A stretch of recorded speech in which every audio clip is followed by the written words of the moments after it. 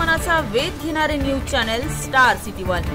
राज्यातील आणि देशातील राजकीय घडामोडी पाहण्यासाठी आणि इतरही बातम्या पाहण्यासाठी सबस्क्राइब करा स्टार सिटी वन। इकडे खाणं संपलंय, पाणी संपलंय, त्यांचे औषधं संपली असतील, तर मला वाटतं की शेवटी ते कुठूनही आले असते तरी आपले आहेत, मुंबईत आलेत, त्यांना कुठेही एकटं नको वाटायला, ही आमची भावना आहे। मला वाटतं की कुठेतरी आम्ही त्यांची मदत करूच, तर आजपासून चालूच केली। राज ठाकरेंवर जे आहे त्यातला जरा नेमकुरे टीका देखील झाली आली, फडणवीसांच्या सोबत जाण्यावरून ही टीका जी आहे ती करण्यात आलेली आहे। कोणासोबत गेले? राज साहेब सोबत कुठे कधी गेलो?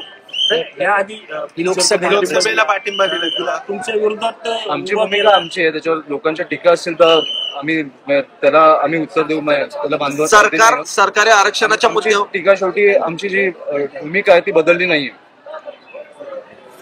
की शेवटी हे जे आले ते पनवेलला येऊन मागच्या वेळेला परत गेलेले ना, बरोबर ना, मग त्यांना काय आश्वासन दिलं गेलं तेव्हा की ते परत दे, आणि आता का आले? तर ज्यांनी जे आश्वासन दिलं त्यांना विचारायला नको का की तुम्ही कोणाला मूर्ख बनवताय?